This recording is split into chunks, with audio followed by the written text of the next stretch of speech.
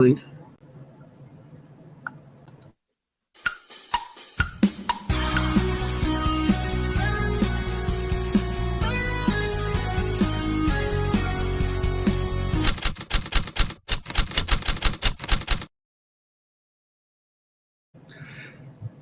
everyone. Hey, how's everybody doing tonight? How you doing? Welcome to Seekers Chronicles, Paranormal Historians. This is my lovely co-host or host. My host, Kimblery. Jennie is going to be a little late tonight, but she'll be here. She'll definitely be here, and we're going to have a great show, and we have a great guest. So, Kimberly or Kim, you got Kimberly up there. You're messing me up tonight. Oh yeah, I change them. They're totally interchangeable. No worries. Okay, so I can still call you Kim and not get smacked. Yeah. All right, I just want to make sure that's not one of those things like now you're Kimberly, the nice girl, No, Kim, the mean girl. So you could start announcing our guest, a good friend of ours too. Yeah, so we have a really fun episode tonight. So I'm really excited about tonight, not only because our guest is one of our close paranormal friends, but also because this location we're going to be talking about tonight is actually one that all four of us have investigated, not once, not twice, 3 times, and some of us have been there 4 or more times. So it is a place that's very close to our hearts and a very well-known place. So we have Richard Michella on tonight, who is a spirit artist. He's also a medium, an author, and he is a paranormal researcher. So what's also really great is his 9th book. 9th, yes, read that. 9 book is coming out this Thursday, and we'll give you more details about that as the show goes on. But we have Richard here tonight to help us as we go through some of the history and evidence that we've all collected tonight about the PH Steakhouse, also known as the Public House in Chester, New Jersey. So this is an infamous location, very well known in the paranormal circles, notorious history of being haunted, and I can tell you that there are spirits there. Yes, welcome, Richard. Yeah, hey, Richard. No, I've been watching every week that you've been doing the podcast. It's phenomenal. So you guys have a great time doing it. You can see that you're having fun doing it. So thank you very much for the invite, and I'm happy to be here. Yeah, well, we do it for the fun, not the money. Exactly. No money. Hey, you know what I'm saying? Hey, but so first of all, Richard, how'd you? Well, you're a famous author now too. Look at you. I met you. You're just a little tot this big. Now look at you. Oh. I always wanted to write, though. I remember as a kid, I would be coming up with stories, and back then I would sit at a typewriter and I would type these stories, and I would always give your age away, typewriter. Yeah, man, I'm dating myself now. Like I was using the old typewriter.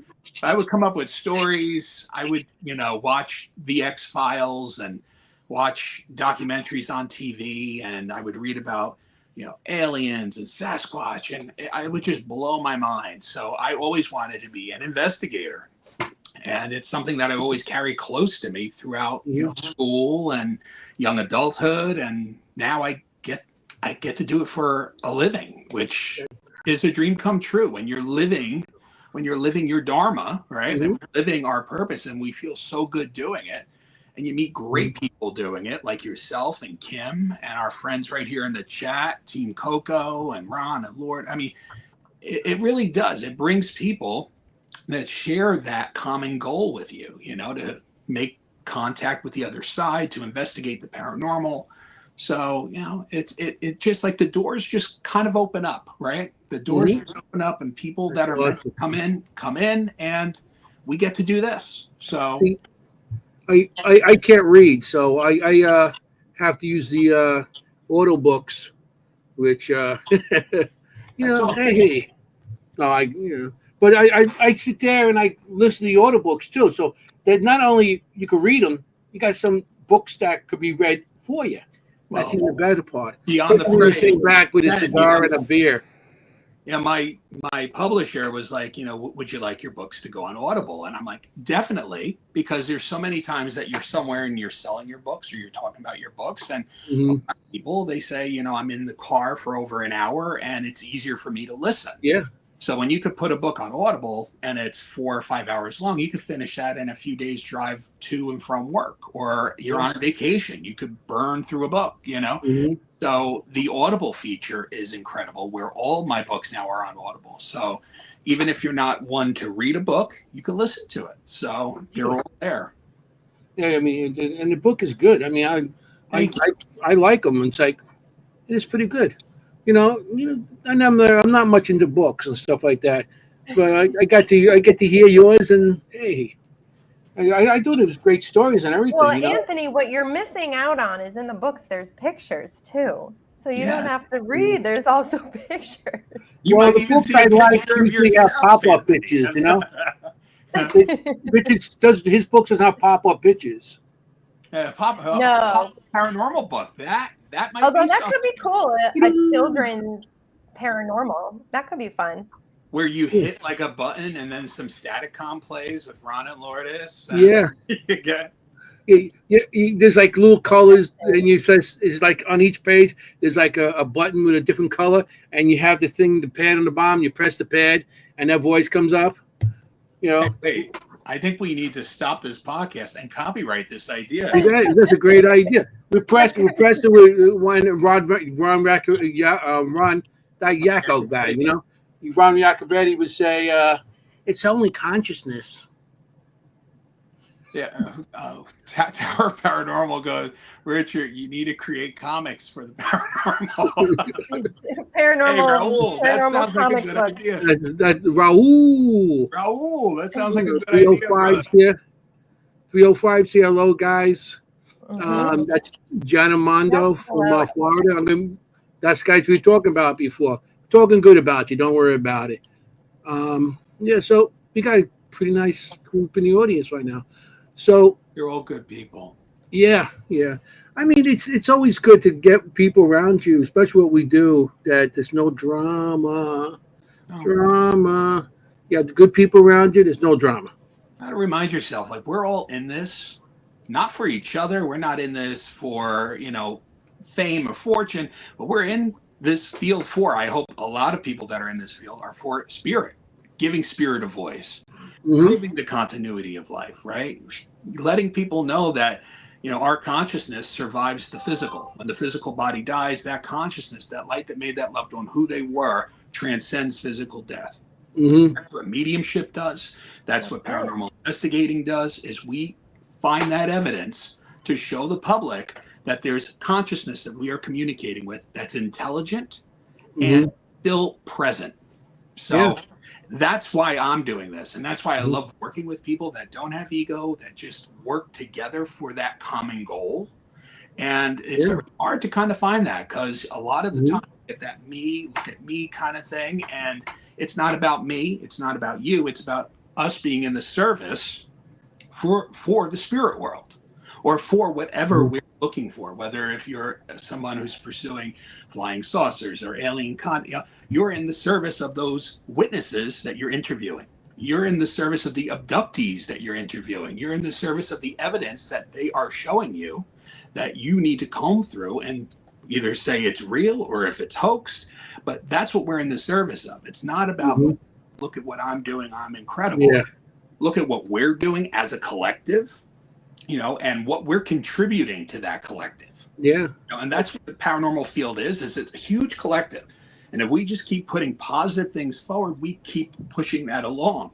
But when we start putting some negative stuff and ego into it, we kind of regress it. We're not pushing things forward anymore. We're infighting. It's not about that. We kind of lose that focus.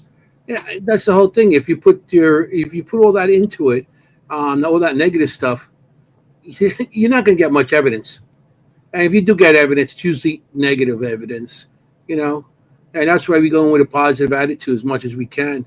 And To, spirit knows your intentions. I'm sorry to you know, when you walk in that door, spirit knows why you're there, what's in your heart, why you're trying to communicate with them. And it's up to them to decide. You know, that's why I always say to, you know, my team feels the same way. You go in and you state your intentions. You make them feel like they're a living person. You talk to them like you would somebody who's sitting next to you at a park. You know, there's respect. That's right. Rich, your name's Anthony. We're here to investigate this location. We come here out of respect. We're here to tell your story. You introduce yourself. We don't barge in and start demanding things. And that's important, because how would you like, you know, if somebody barged in your house and started demanding things? You'll pull back. You wouldn't want to talk to them. So, you know, I always say it's intention, it's respect. And that should be at the top of the list when you go into any location. That's definitely go in with a positive attitude. So, of course. So what I was going to ask Richard is what calls you to this then? What calls you to the paranormal work, or how did you come into the paranormal, for those who may be listening who don't know? Well, as a kid, I always went over to my parents' table when they were having coffee, and I would hear stories of my father's side of the family and seances, and his, you know, aunts and uncles, all these seances and communication with the other side. And I would be spooked. But I also remember as a young kid feeling spirit like come into my bedroom at night. I would feel someone like leaning over my bed and the bed starting to go down. So throughout my childhood, I would close these feelings and senses that I was having off to the best of my ability. But I always was intrigued because I kept hearing the stories and I kept experiencing it. But I did try my best to turn it off. But then, and I would say, you know, I'm 9, I'm 10, 11 years old. I started getting into other paranormal subjects. I wanted to learn about Sasquatch and UFOs and aliens. I grew up in like the late 80s and early 90s. So there was the documentaries. There was In Search Of, Arthur C. Clarke's Mysterious. There was a show on Channel 5 called Sightings, where it was like a news show, but all about the paranormal. I loved Sightings. And I would just tune in and I would record them. I would make my mom buy blank videotapes and I would record them and just watch the episodes over and over and over again. And I remember like the cast of characters, you know, the Warrens beyond, and John Zaffis was, you know, on an episode. And I remember young guy. This, right? So, and now I'm going to like fast forward. You're coming full circle. So I would see these people from the paranormal, Strieber with extraterrestrials and Hudson Valley, and I would just immerse myself in these documentaries. And then as I got older, I would take the books out of the library because that was the only place that I could get the books. There was no Barnes & Noble yet in the early 90s in Bergen County, New Jersey. But I remember like when Barnes & Noble finally came in Paramus, I went there. It was like 1994, 95, and I got my first book, and it was on Roswell because we were getting close to the anniversary of the British. And I was so happy. I'm like, I got a book now that's my own. And from that time on, now I have 550 books in my basement, all on the paranormal. I have a problem with books, and that's probably spawned out of this childhood obsession of I must read everything I can get my hands on. But yeah, so it's just as a kid, the documentaries, the books. I remember in high school and study halls, I would be reading books on the paranormal, and my, you know, study hall teacher would come over and be like, "What are you reading? You should be reading The Great Gatsby." I'm reading Communion from Strieber, you know, and the teachers are like, "What is this junk that you're reading?" And, you know, it was my passion then, you know, and learning all about it. I remember I started a little group in, I think it was like my junior or my sophomore year in high school. We called ourselves the Per Files. Paranormal extraterrestrial research. And it lasted all about 2 or 3 months, and then we found out about girls, and then we stopped. And then we stopped the Per Files, you know. Searching for other things. Well, maybe you need to have a resurgence of that. Bring it back. Yeah, right. So, and then even now, every once in a while, people from my high school is like, "Hey, I remember, you know, the Per Files," and I was like, "Yeah, it just shows you." But again, as a child, watching those shows, seeing John Zaffis, I get to investigate with John all these years later, Yeah. and I get to work with him on a few very cool cases. So those are moments, and I got to talk to Strieber. I mean, and I had an interview with him for my book with the aliens. So it's coming full circle and noticing that, and noticing like what it took to come full circle. Yeah. The people that have helped me along. The no's that I got. I remember a guidance counselor in high school when I said, I want to be an author. The guidance counselor was like, you need more realistic views. And I kind of was hurt by that, because here I am showing this huge interest in writing, and they kind of shot that down. But what they also did was fuel me, because I said, you know what, I'm going to prove you people wrong. And that's what I did. And I still feel like it's not like I need to prove anything, but now it's just an obsession. I finished one project and I got 2 more projects lined up. And that's how I work. I'm always busy. I'm always working. I'm always writing. If something doesn't gel, I move it to the side and we toss it out, and then maybe I'll rework it later, but I'm always writing. But Rick, wasn't one of your old teachers, didn't they come to one of your talks? Yes, at Lodi Library. Yeah, I was so amazed. I was looking in the audience. I'm like, oh my God, and she just came up to me. She gave me a big hug, and she's like, I'm so proud of you. And she told me that there's a kid now in school that's showing interest in the paranormal. And she told me she's going to pass on my books to him. That's awesome. Yeah. So, that's so cool. Who knows? Maybe one day I could go back to my high school and just be like, you guys can do this. It's not something so far-fetched. It's very much attainable. And I tell that to everybody. If somebody wants to write something, write it. 3, 4, 5 pages a day. How many days in a year? If you wrote a little bit each day, you'll have a book at the end of the year, no matter how slow that you write. So you're able to do this. Tell your story. Everybody's story is unique. Don't think that nobody wants to listen to what I have to say. Everybody has a great story to tell. So the thing is just starting, right? The journey of 1,000 miles starts with one single step. So that's all. That's the thing. It's just starting. And when you start, you'll see it just starts moving. And for me, I never stopped moving. So from the documentaries to reading the books, and then out of high school, I started to embrace the spirit, the connection that I have, mediumship. And then later on, I luckily met somebody who told me, you really should start sketching. You really should start putting down what you're seeing in your mind's eye on paper. And at first, I'm like, I can't draw. I'm looking to do a stick person. But it was funny because at about the same time, I started getting really heavily into comic books again. And I started learning how to draw Batman and superheroes and facial features. And I started to apply what I was learning there to drawing what I was seeing through my clairvoyance. And as I started doing that, the faces started getting a little better. The shadowing, I started learning how to use a charcoal crayon and how to shadow the faces and how to make a full face or a skinnier face and noses and eyes. And I took all that and I started to apply it to the spirit art. So then we get into 2018, 2019. I just started saying, I'm just going to start showing this stuff when I go into these locations and see if it resonates. And it did. And that was a huge boost to my confidence to actually show this, and not it, and be afraid of judgment of what people were going to think of the artwork. And, to this day, I mean, it's just gotten better year after year. I continue to learn. I don't think saying that I know everything and just stop. We always have to keep learning with our ability. That's right. We always learning. We all have abilities. That's another thing Kim and I think are on the same page with is mediumship, psychic, that intuitive,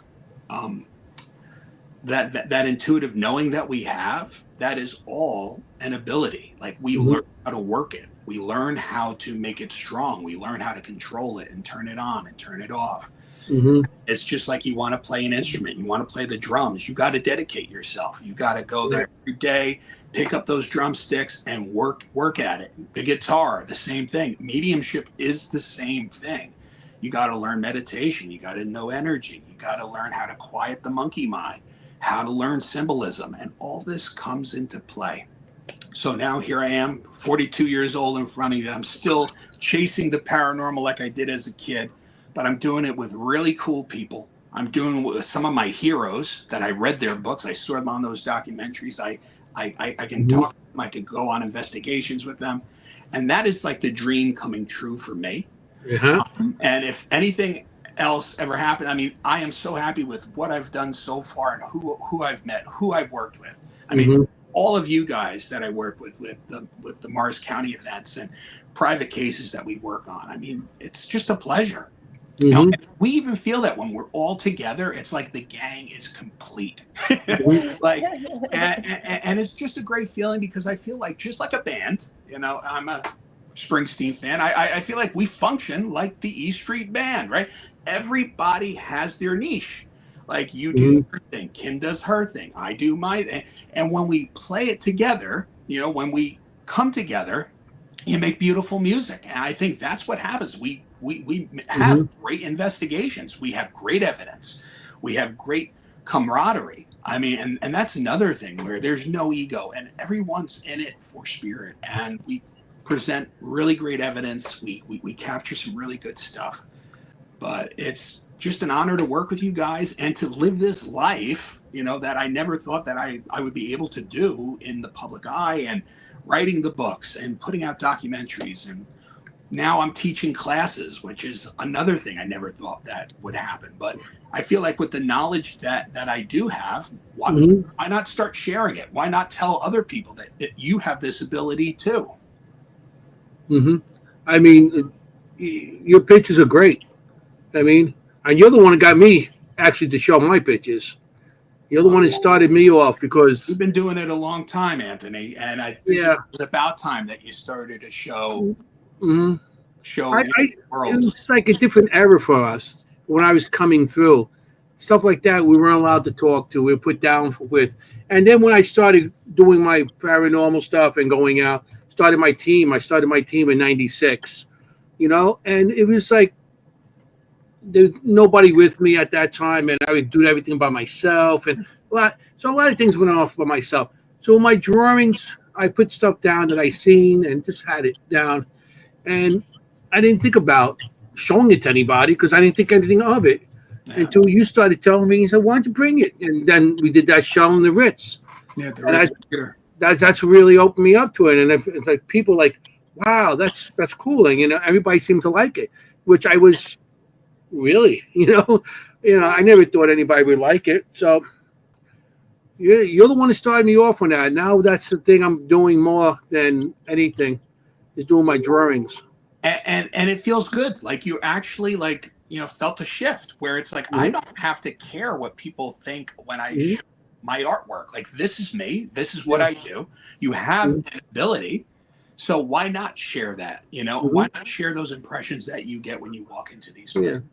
So, like I said, I at the time I didn't think it meant anything. It was only like for me because nobody out there. Like I didn't think anybody really cared because everybody seemed to want that hard evidence, like they see on TV of, you know, the half-hour show where they get somebody talking, because it was now it also became audio evidence. Everything was audio evidence and some video evidence, and then that's the whole thing. And it was like, this is what I see. Who's going to believe me? This is my point of view. Yeah. And nobody's going to listen to that. They want hard evidence. That's why I never really showed it. Yeah. But then you talked me into it, and I was like, I give it a shot. Remember, I showed up with like 100 pictures.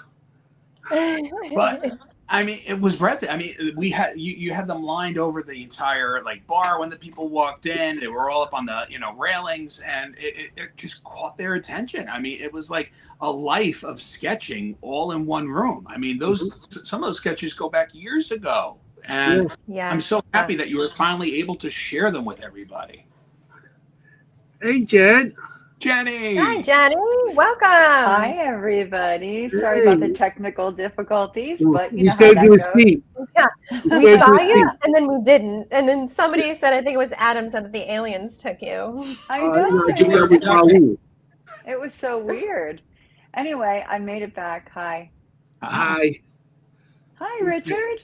How are you, sweetie? Great. Sorry to interrupt. Keep going. You were talking about Anthony, which I totally agree.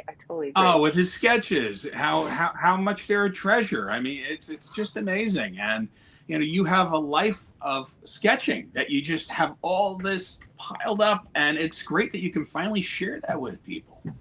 Yeah. I'm happy, and I'm happy that you got me into it. So I appreciate it. I can't thank you enough. I thank you every time I see you. So You don't have to thank me, brother. Yeah. You have a great ability, and you should really embrace that. And I'm happy that you have. So you keep doing it. That's right. Thank you, Dad. You got it, son. I know. Yeah, I remember we were all eating at a diner, and Anthony was sitting. It was just the three of us actually, and he was sitting there, and he's like, "I'm not a psychic. I'm not a medium," and all I wanted to do was just bonk him on the head. I just wanted to be like, "Yes, you are." Like, I want to do that anyway, but yeah. I always consider myself as sensitive, but I never thought I was a psychic or anything. He has like a compendium, that's my word, of drawings. When he brought them to Gettysburg, I was like, what? He's like, here's volume 4. And here's volume 5. Yeah, I got the updates now from 2023, 2024. Yeah. You talk about someone that really needs to write a book. It's that guy right there. I try to get everything down. I showed Jennie in Gettysburg that I did stuff. I wrote, I'm starting to write stuff, and then I put the picture I drew next to it, and I get the story about the picture or how I got up to that picture. And she's seen it, and she's like, "You should publish that." I don't know how to do all that. Listen to us. I got a hard copy. I don't know. Everybody does all this typing. I don't know how to do all that stuff. But it will happen. It will happen. You just talk into it, and it'll transcribe it for you. You don't actually have to type anything anymore. It just transcribes everything. That's true. Yeah, but you understand, when I talk into these things, it doesn't understand me. You're gonna forget about it. You have to switch the dial to Anthony dialect. That's what you have to do. You got to switch the dial. I was talking to this guy, and he was still not. It's like, hey. It's like, even with some of the words, like, spell check and stuff like that, I'm typing and I misspell the word so bad, it comes up like a question mark. Like, what the hell are you trying to say? So, I mean, the way I talk, the way I write. Well, when the time comes, the time will come, Anthony. But we are all in support of it when the time arrives. For sure. And I have volunteered to transcribe it to type it for him. So Okay. No excuses. Because I speak Anthony. She speaks Anthony. I speak Anthony. You could be his ghostwriter. His ghostwriter. Ghostwriter, no puns necessary. Yeah, but not like the dead kind. This is ghostwriter. No, we want the live kind. So the living ghost kind. Right. We're here to talk about the steakhouse, the public house. Steakhouse, yeah. Yeah, where the food is good and the cannolis are even better. But yes, of course, I got myself eating cannoli there. So I'm going to put, if you want to start, Kim, with some of the history, I'm going to start putting some pictures up there so you can start seeing. Yeah. Okay. I'm just putting this. I'm going to start with the sign, and I'm going to go down. I got a bunch of pictures of the front and the side of the building, and then we'll get inside. All right. Okay. So this is the sign. This is what we're talking about tonight, people. The PH. Yes, the PH Steakhouse, also known as the Public House Inn. So this building is in Main Street, obviously Main Street. Interestingly, 111 Main Street. Love that. Chester, New Jersey. It was built about 1810 to 1812. It's a little kind of wishy-washy which year, but I guess it doesn't really matter. It was built in the past, around 1810. And it's a federal-style brick building, 3.5 stories. So it's actually quite a big building. And it was originally used as a stagecoach stop. So, and actually the original stagecoach room is still in the building, which is really cool.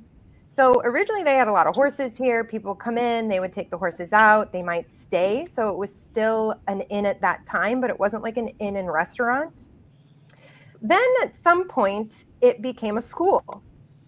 And this was around 1850, 1854.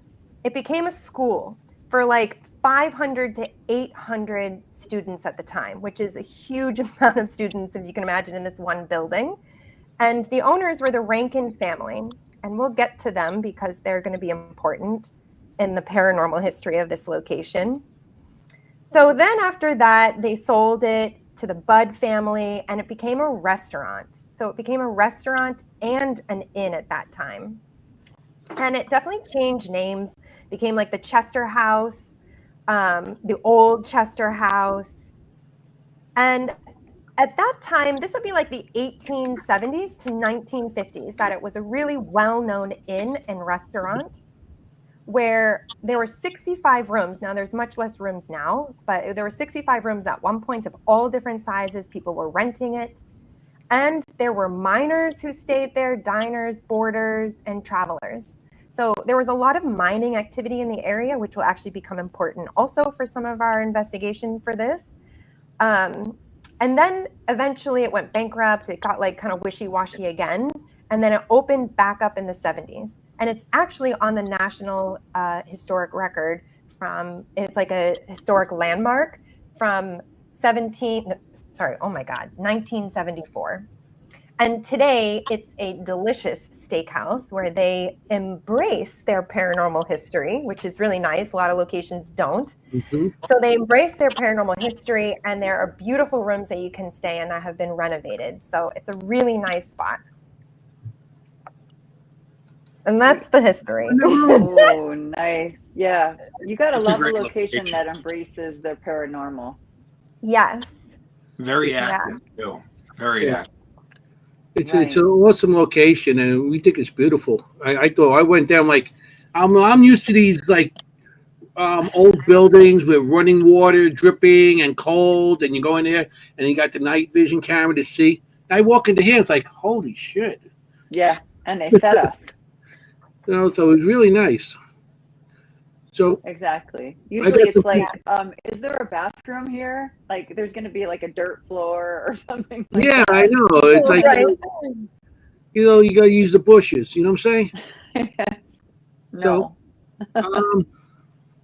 Okay, so I'm going to show some more of the pictures of inside the house. Is that okay? Yeah, let's do Okay, it. this is the front entrance from behind. Oh no, that's not the front entrance. Well, No. It's one of the hallways on Yeah. the second. Yeah. I love that. Brick. So I think that's the pretty. third floor hallway because we don't have a couch. The other one has a couch, I think. Yeah, so this is either the second or the third floor hallway, but as you can see, they've Yeah. completely renovated inside, but it's also has that still like charm. You know, they've left a lot of the charm there, the original brickwork. And actually at one point it was called the Brick House, the Brick Inn, or the Brick Hotel. It had many different names like that. So this is, look at Richard in the corner. I spy. Somebody's hiding in the corner there. Somebody The hallway. He's It's fine. a ghost.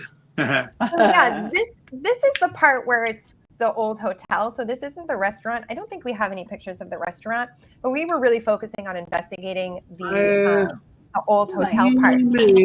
Let me see what I got here. Let me see. Because I know you know something, but I might not put that. Okay, I'm just going to go through some more stuff here. That was the room we were in last year, Jenny, remember? Yes, that was the room we were in 2 years ago, right? 2 years ago. Oh, it was 2 years ago. That's an actual hotel room suite. Mm-hmm. Yeah, And, this, and that's the hotel room, and then on the side's the bed, Yeah. and it's a two room, two Yeah. bed. Another Two separate room, bedrooms. another door. There's the bedroom. So Right. There was Yeah. two bedrooms in they're there. all suites, so they're big, spacious rooms. Yeah. You know, But if that you was can nice. imagine, there's only like 10 rooms now on this side. There were Mhm. 65 at one point. So they were all like really divided up. That's Okay. amazing. Yeah. Look at that bedroom again. Here, that's the bedroom. That's one of the bedrooms that are there. Okay. Here's the room you guys were in. That's that's right. That was You want to talk about this room? Yeah, we did a session inside this room where we put some motion devices and we put some REMs on the table. And I put down some sketches. I believe I sketched a woman and a man. Right there, you see them, and the REM pod is right in the center. And we opened up the room for spirit to come through. And at first, we weren't getting anything. When I put the pictures down next to the REM pod started going crazy. So we started getting a response. And through spirit art at locations, this is something that I like to do is feel what I'm sensing at the location, get it down on paper, and put the sketch next to a motion sensor or something that would pick up, motion or something moving towards it. In this case, the REM pod, and we started to get responses. A lot of the people in the room were feeling someone. If you could look on the left side, there's a doorway that kind of goes into another hallway.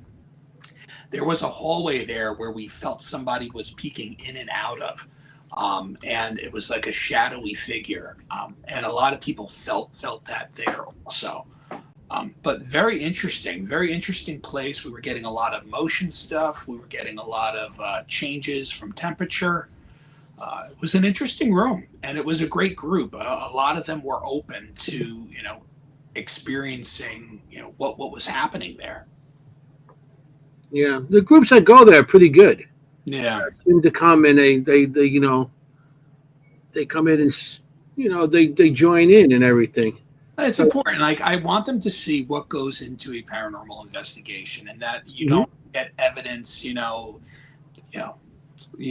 get 25 clips of class A voices on your digital recorder. Like, it's something where there's some quiet responses. Sometimes the devices aren't going crazy. The REM pods aren't going crazy. I want to put dowsing rods in people's hands so they get to see old school things. I want them to see, pendulums work and dowsing rods, and how to use their plain intuition while they're on a paranormal investigation. And you don't have to spend a fortune to start to get into this. So it's kind of like showing them, like, these are all the different ways that we implement when we're on an investigation. And, this is how you can do it. And sometimes you could just use your phone. You could use a voice app and see if you could capture a EVP or take a burst of photos and make sure you keep it on live. So when you get those orbs, you can see if the orb changes pattern and goes a different way, and it might not be dust. And just telling them this stuff. So when they go home from an investigation like this, a public investigation, they go home with information. They go home with stuff where they can continue learning. And we tell them, like, message us. Here's our information. You need any information. It doesn't end at this investigation. If you need anything, help, you want to get into books, contact them. These are our cards. And it's great because in the months since, there are people that reach out. There's sometimes people just reaching out saying, you guys were an awesome team. Thank you for talking to us like we were one of the team members. And that was another thing that when we got into this, I said, I want them to feel like they're part of the team, not being lectured to all night. Because when you're lectured to all night, you don't feel a part of something. You feel like you're just there and you're a spectator. I wanted them to be immersed in what we're doing. And I think that was important, and you guys all knock it out of the park. You make them feel that way. So it's not just me, the team. It's when we're there, everybody has that same mindset. We want them to feel a part of the investigation and not watching the investigation. So, That's the way it should be, and that's the way. Any time I did any kind of talks in the past, or I did anything, I always try, give a tour. And in other places I've been to in the past, I'll hand them. There was one kid I handed him my thermal camera, and the kid's like, "Oh," he has this like $800 camera in his hand, and he's walking around like looking at things and stuff, and you just hand him just a piece of something like a K2 or a millimeter, and this is stuff they see on TV, and all these kids seem to like. Wow, and that's what gets them more involved, because they're actually not only in a tour, they are part of the investigation. Not only they're part of the investigation, they got a piece of tool in it. They got a tool in their hand that's used on investigations that they see on TV, and now they see it on TikTok and Instagram. But but they get to see it. And to this day, if I do anything, not only with you guys, but with other groups and stuff, I always hand them something. These kids, especially I go after the youngest kids there because I don't want them to be afraid. Yeah. Right. You know what I mean? Because there's something under your bed, and parents don't like, listen to them. Right. And it's a great Right. teaching tool, right? I think It in is. paranormal locations, whether you're at historical homes or you're at a public restaurant like this that is on the register for historical places, Mhm. I mean, the people leave with an interest of finding out more information. That's So right. even if we could spark an interest in a child that's into the paranormal, a young teen, and they're coming in for a paranormal thing, but then they leave with this appreciation for history. This keeps the historical societies and the preservation that needs to go into them continuing through these events. Yeah. And that's important, where you can generate money to repair the roof, repair the floors, bring in programs that keep telling the story, even if it's through the paranormal, respectful, or combine the historical with the paranormal. I think they're great teaching tools, and it's something that more historical societies should be open to. I agree with you. And one of the things, I mean, I've been with Kim at investigations where they're going through the history, and they say at that point it was almost destroyed, and we're looking at each other like, like how could anyone even dream of destroying this gorgeous historical building, right? But it happens all the time. Even this it building is up to, almost was eliminated at one point in time. Yeah. Right. It's amazing how some of them survive and continue. And we've talked to people who literally had been in this location and had their wedding like 70 years before there, or like a birthday party, or like a veterans gathering of like this one of the group societies. I'm not going to think of one of the names right now. And they would have their dinners there like every Thursday. Right. So like a structure like this is not only, sure, there's spirits there, sure, there's a whole story there, but I mean, it's still very important in the community. And I love that we can highlight that in like the weirdo way, like the backwards, like spirit weird way. That's us, the weirdos. You can do that now. 20 years ago, 30 years ago, you wouldn't be able to do that. Right, but Anthony, you're right. It brings you back to what you were just saying. When we go to these investigations, the first thing Richard says is, if you see something, say something. Like we want, you to participate. We want, inclusive. And we're not going to judge you. The first thing Richard says is, if you say, I see a ghost cat in the corner, no one's going to judge you here. This is a safe space. And I think that teaches like a whole new generation of people not to be embarrassed about what used to be known as the supernatural, now the paranormal. Yeah. I think that's a huge shift actually in the paranormal community in general, is because before there was a very important emphasis on the technology because you have to prove it, right?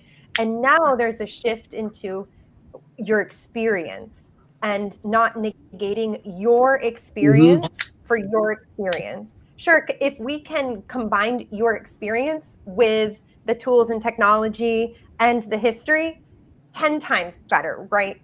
But your experience is still your experience. And we definitely bring that into, especially our public investigations. There's no way I can say that your experience was not your experience. Exactly. And this is something personally I've started to learn, because I was I have to prove it person. And a certain gentleman named Ron Iacovetti has changed my mind about that a little bit. But my experience is now my experience, and it doesn't have to be proven. Yeah. Right. Those of you who know him. Nobody knows Ron. We never. Who? I never heard of him. I have. We never talk about Jan Rock Iacovetti. That's usually what I call Jan. And another example of somebody who's doing something so magnificent in the field of paranormal research, proving the continuity of life and showing how spirit works, how doors just open when you're in this for the right reasons. Him, Tony Rathman, Cherie, Lourdes, I mean, they just went to Las Vegas. I know. To bring StatCom. I mean, Amazing. Spirit's going to be putting them in front of a large audience to experience Staticom and proof of the continuity of life. So, I mean, amazing. And this just goes to show you, when you're in this work, if you're doing it for the right reasons, you don't care about ego, you don't care about, press. No. It happens. Doors open, opportunities emerge because the spirit world is working with you. Mm-hmm. That is right. That is right. And we're that is so my proud of sermon. them. Man, It's so true. I've been with them so many years now, so and it's what they've done and what they, from his big boom box, that big 70s boom box he used to carry around, and then all his device, then all of a sudden Staticom popped out, and it was like, holy cow, and I actually seen them grow from infant to what they are now. I'm saying, I feel like a proud daddy. You should. It was You great. should. I mean, when they brought it into the public house, go back to the public house, when they brought Staticom into the public house, I mean, the managers, the waiters, they were listening to what was coming out. Their minds were blown because like, this isn't a ghost box. This isn't a sweeping. This is true white noise, and these voices are coming through it.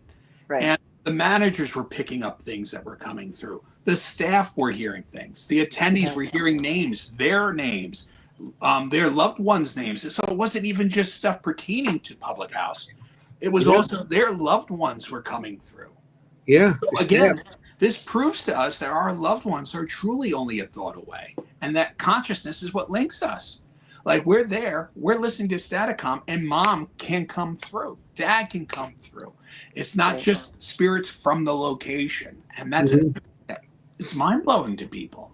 Kim, you have a couple things here marked. The 1952 Lloyd. You want to talk about the basement thing? Lloyd Fleming. No, not yet. I don't think. Okay. But I want to stay upstairs, actually. And can we go back to that picture when we're all with the public group there? Because, Rich, you were bringing up the staff and you were bringing up the people who work there. And a lot of times, they're the ones that are actually giving us a lot of this firsthand experience, because it's hard to talk to people who have stayed there unless you go on to the deep, dark depths of the internet, which you will find people having and reporting their experiences, paranormal experiences, if you know where to look. But so the staff we talked to while we were there, as part of our pre-investigation, Rich and I did a pre-investigation to actually kind of feel the place out. And the room in the back that we were talking about, this white door in the background, and there's a hallway down there. This is room, I'm pretty sure it's either room 5 or 6. Don't quote me on that. But many people who stay there, and I think Raul, if he's still on, stayed in that room, report feeling the presence of a woman. Now, if you go through that door there, that white door, there's a laundry room, and then there's another door behind that goes to nowhere. It's like a storage area. And I'll tell you, the staff does not want, they don't go in there. They don't want to go in there. And when I walked in there, I was like, we got to get out. I don't know. There's something that's in that, and it's not friendly. It doesn't want us in there. But the staff has a hard time going in that area alone into the laundry room. So the staff at this location has definitely had experiences. So they were all really into our investigations there because they wanted to know what was going on and what helping them experience. That's room 5. Yeah, room 5. Okay, thank you. I was like, it's either 5 or 6, but thank you. Room 5. So if anybody's looking to stay for a paranormal night, recommend that one. And do we have any more of the upstairs hallways? The upstairs, because this will actually bring us into one of the other paranormal. Yeah, this is good. Yeah, that's good. Rich, or in the bedrooms. Rich, you want to talk about the bedrooms or like upstairs? Yeah, the one screen, when we first walked in, we went up to, I believe it was the second floor. We walked up with one of the managers, and the manager was talking to us, and immediately I know the both of us were picking up on young children, and young children like running up and down the hallways. I could almost hear their footsteps, just pitter patter, pitter patter, pitter patter.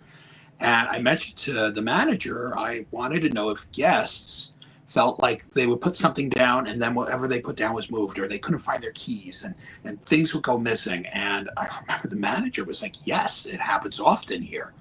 And I felt it was the children. I felt that there were children there, young children, and they were running up and down the hallways. They were going into the rooms and just playing. I mean, they had this whole space all to themselves. And it's just a heavy, heavy sense of children. And Kim and I both talked about this, and Kim went home, like she always does, and she started to do her research. And I'll let you finish that. Yeah, so doing the research on these locations, I like to go to the deeds.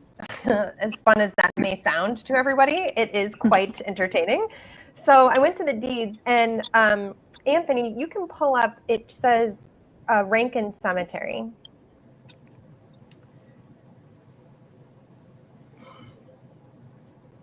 Cemetery, which one was it? I have burial ground. Okay, yeah, that one. Yes. Yeah.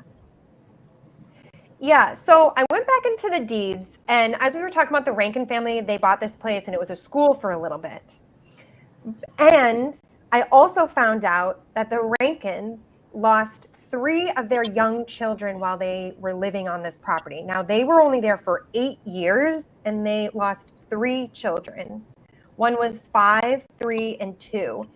And that was just about the ages of the children that we were kind of experiencing upstairs. They were young, but they were very mischievous. They just having a blast. They were not anything. They were just doing all these kind of moving things around, turning on water, opening doors, kind of like the mischievous having fun with people. So I wanted to see if I could find, the family and the history of these children. Did anybody lose any young children while they were living here? And yes, in fact, the Rankin family did. But not only that, so in 2 different deeds, it talks about a cemetery that was, I can't read that anymore. I can't see that anymore, Anthony. So in 1862, the Rankins sold their property back to the Budd family and included a clause in the deed regarding the use of burying the dead of the family of William Rankin and for no other purpose or use whatsoever. So at some point, there was a burial ground on this property that was deeded to the next buyers for 2 different deeds. And then at that point, it fell off the deeds. So either the property wasn't included where the cemetery is anymore, or it was forgotten.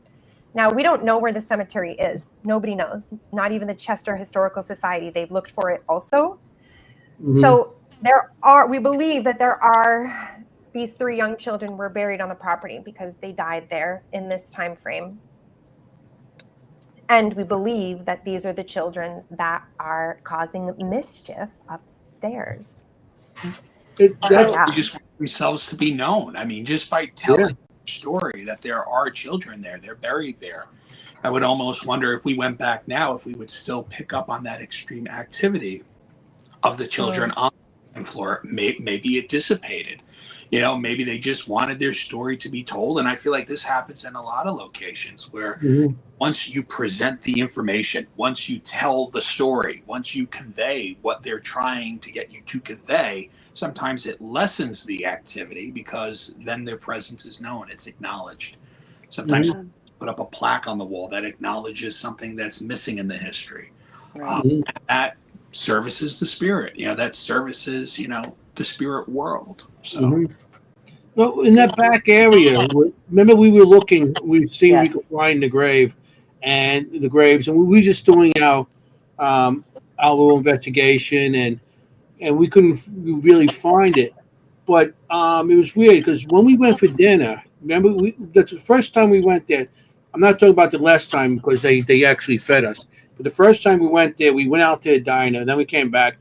As I came back, I pulled into the lot in the back, and I seen the spirit of a man dressed in like an old railroad type of suit with the hat on, and he was standing in the lot in the back. I feel there's more people buried in the back of the place than just the children. I think the children have their own little section, but I think there's more burials back there. That's what I think. Anthony, there's a cemetery back there, like a real big cemetery. Is it? So yes, it's true. Yes, there are more burials. You got it. I got it. Hey! No. But I also want to bring up. Do you have that picture, Anthony? I have it. I drew it. But Anthony, didn't you also see children out in the parking lot late at night when we were doing our investigation late? Yes. See, I'm old, so I got my senior moments. So he hangs with me. Remember everything. Like yeah, I remember those days. Stop it.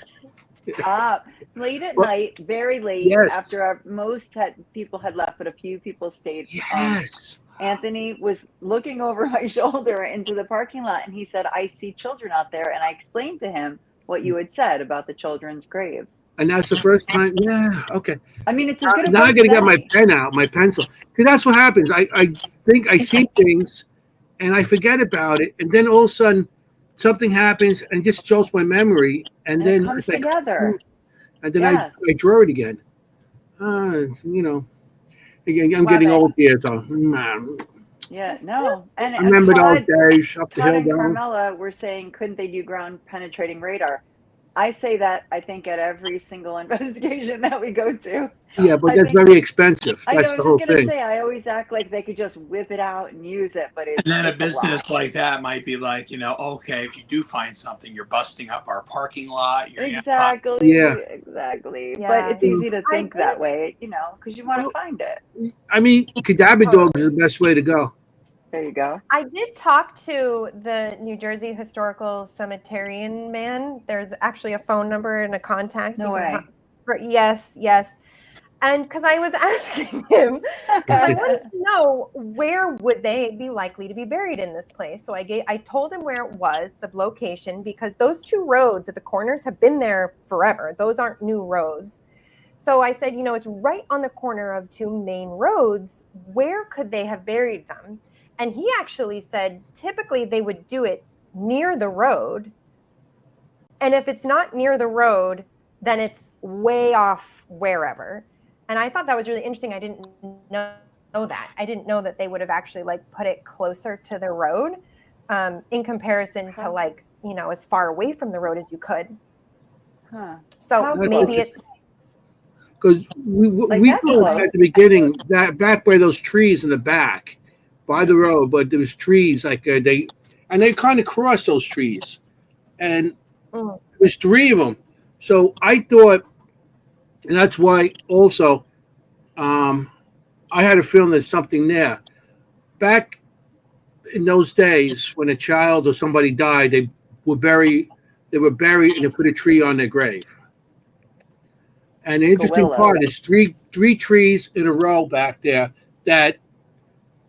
Possibly, maybe they were graves at one time. Maybe they were graves and they put these trees on the grave. Because they used to put the trees on the grave because out of death, life comes. That's where the tree grows because the roots go in the ground and into the body, whatever, and it will grow.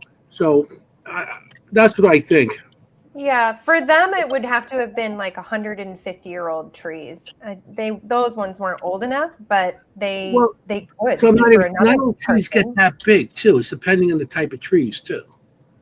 You know what I mean? Mary Beth is asking, how old of a body could a cadaver dog locate? I do not know. Years? Hundreds of years. Maybe 100 years? Yeah, because I know they use them in Gettysburg to find stuff, too. And Gettysburg is I think they found some bodies out there on some of the properties. Wow. Has anyone ever seen one in action? Yeah. Richard, have you ever seen a cadaver dog working? I've seen it on the shows that you would watch. Okay. They did it on Kindred Spirits once or like that. But again, it costs money to call a team to come in with the dogs or the ground penetrating radar, and it's that's the question. Wants that. That's a good point, because if they use them for Gettysburg, I mean that's the Civil War. That would be right around 1860s, which is when these children passed away. is in the Yeah. 1860s. So if they could So, find them at Gettysburg, I would 150 years, imagine probably. yeah, I would imagine they could still find these children on this property somewhere as well. If anybody in the audience knows, give us a shout out and let us know, because we're not sure ourselves. And then let us know why you would know that. Whoa, Google says up to thousands of years old bodies can be found with cadaver dogs. Wow. What? Thousands Wow. of years. You learned I something love dogs. on the show tonight, I was folks. going to say, never say you didn't learn anything on this show. Thousands See that? of years. Our audience teach us. Thank you, Raul. Oh, wow. Wow. Well, my brain has exploded. Thank you. Mine That's good. Yeah, too. thousands of years, man. That's incredible. That is incredible. We didn't, I'm trying to think if we had any, we really didn't, in our investigations at the steakhouse, we didn't really have any youthful interactions where we were, but we were up, you know, we were always on that second floor or third floor in the conference room.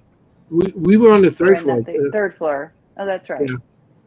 They always stick me up where there's all stairs and everything. I don't That's know right. why. We drag them up the stairs. Because you drag me up the stairs, but it's easier for me to come down because I could just fall down and just come down faster. But I don't think we had anything youthful. But you know, I'm trying to think. No. I know on the first floor when I went in for the first time, I felt that standoffish man. I felt him over by the bar. I drew him with like the mutton chops. And I feel like he's more of the observer. And a lot of people say like glasses get kind of thrown across the bar, stools kind of get pushed in and out. And I feel like he would be more of the observer. And I don't feel like he's that friendly. I feel like he's almost annoyed. And he wouldn't hurt you, but I just feel like there's that annoyance. Like, who are you people? And I feel like he's more of the observer on that first floor. And I sketch him. I think you have one of those sketches. But the man with the mutton chops, and that was like one of my first sketches that I did at the public house. Oh, he's a little bit intimidating. Yeah. He looks like a bouncer almost. And I place him kind of in that late 1800s. I would say, you know, he's right in that Civil War time frame. And I would see him like working in a big man, big hands. Probably did other things too at the location. I feel like he just wouldn't have served beer. I feel like he would have handled a lot of things there. But he's that standoffish kind of person. Like, you got to get through. And I think a lot of the glasses moving, a lot of the glasses getting thrown is him. Okay. Well, they have video evidence of glasses being thrown. Yeah. Last time we were there, when we were leaving, well, of course, we did our late night Satacom session, and Lisa and Nicole, they were leaving from Full Moon Paranormal, and so it was dark out. So I walked them out to the parking lot and stuff. But as we were going, by the bar, we heard it would sound like somebody standing, you know, somebody walking behind the bar. Sound like somebody walking up to the bar and going down, and then we heard glasses clanking. Yes. And only to now, I heard. Now you're saying that with the glass being tossed, and you're saying there's somebody intimidating. That was like, and then when I locked them out and I watched them go to their car, I'm coming back in, and I felt the presence there, and I just like, you know, okay, buddy, back off. I'm going back inside, and I just, you know, I went by, but I could feel something there too. So that's interesting. You were saying that. Because after I locked the door and I came back, I felt the presence there. You know, it was loud. We thought somebody was there for sure. We heard like shuffling and movement and like glasses, and we went back there too, Jenny. You were with me there too. Okay. Yeah, we thought for sure someone living was back there, and somebody was there. Yeah, it was really loud. That was interesting. Oh wow, and I'm learning something from you guys. I did not know that at the time. So. Yeah, I'm just first hearing this. Okay, anyone here? I'm trying to see. What's this here? What's this? It's been missing for 50 years. Okay. Sorry to hear that. Yeah, I'm sorry to hear. That's a long time. Yeah, but so okay, we got some evidence, some stuff that went on there that night. Um, Before I go into it, Kim, you want to talk about anything else with the the Fleming family? What I got evidence are you about pictures. to show, Anthony? Huh? What evidence are you about to show? I was gonna show well some of the stuff that happened upstairs. Jenny showed me. Yeah, let's do more upstairs. Yeah. Okay. This was I have some stuff from the conference room from one of our events. We yeah. did the SG session. On this one, if you want to explain it with Chris, Jen, Yeah, I'll put it so- on. I'm gonna Absolutely. explain it, then I'll put it on. Okay, so we did an SG session, and what we always do is completely remove someone. So in this case, you saw that long hallway with the brick at the end, the chairs there. We had somebody facing out the window, listening to the noise canceling headphones and just saying what they heard through an SB7 spirit box. Now, while they were looking out the window, Chris, is he a manager? Yes. He walked in and sat down, and I was in the doorway, sort of relaying what they said, just in case we couldn't hear on the microphone. We have a microphone that we can hear in there, but just in case, the wireless. So I was listening, and I sort of let him in, shut the door, and as soon as he came in and sat down, something came through about him on the spirit box. Ooh. Now, this person would never have known his name or who he was, but they were looking out the window at the time.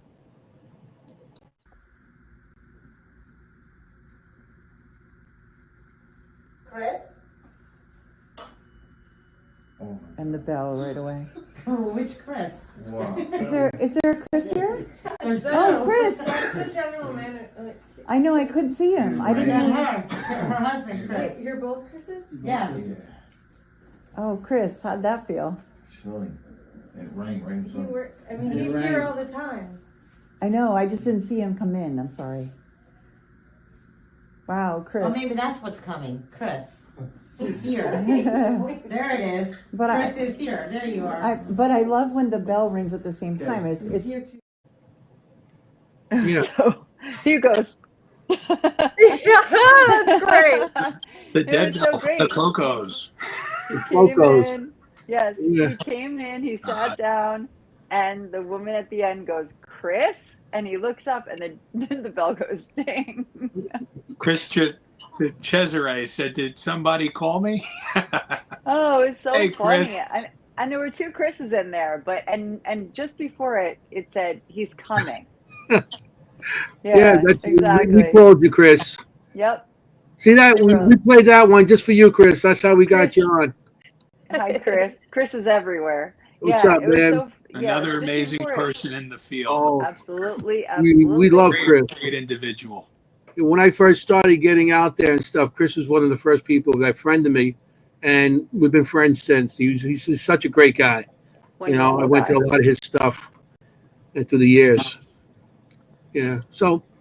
But the timing and relevance of that was Mhm. crazy. He Right. had just come in, Right. sat down, and I believe just before that, it had said something like, "It's coming," or something, or "It's coming," and that's why the woman said, "Maybe that's who was coming."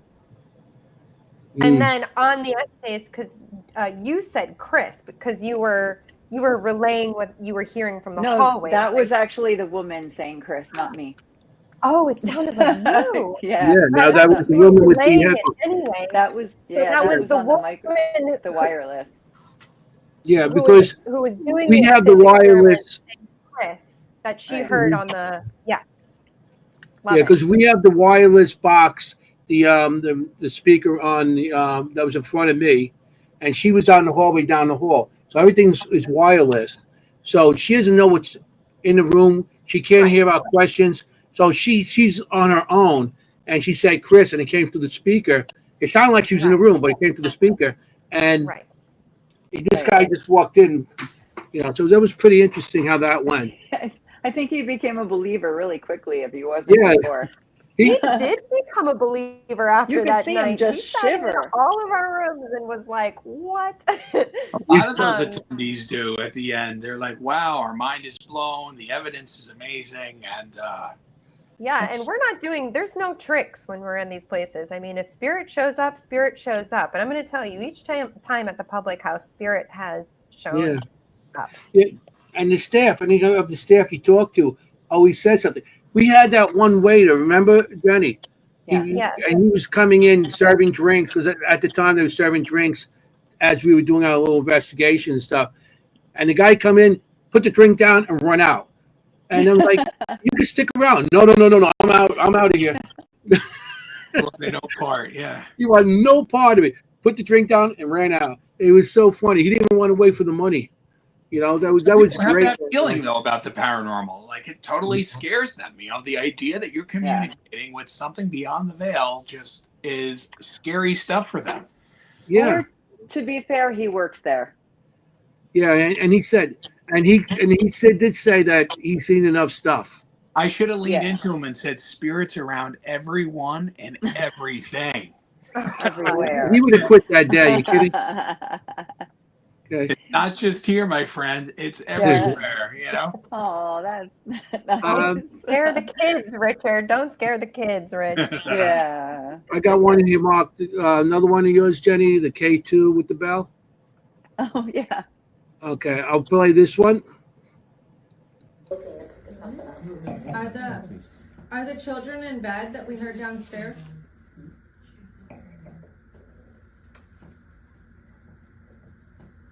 I heard yes. I don't know if they're actually saying what they're hearing. I can't tell if it's a voice answering us.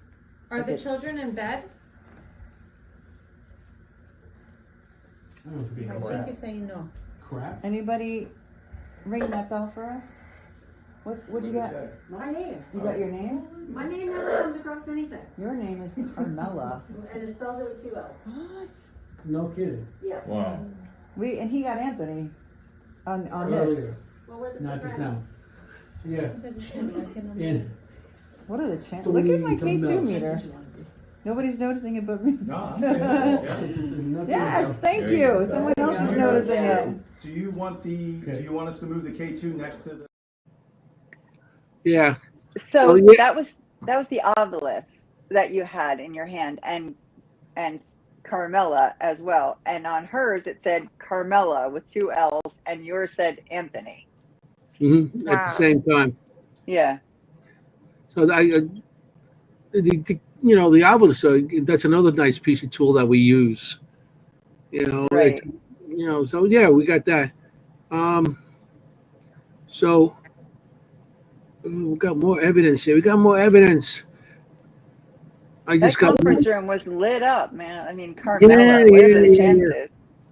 You want to talk about these drawings, Rich? I got I guess these were in the basement. Those were the ones I did in the basement for, I think, the sessions. As the sessions were coming down and people were coming down into the basement, I started letting spirit come in. This is, I feel like, one of the children. It's one of the male children. I saw him with the overalls.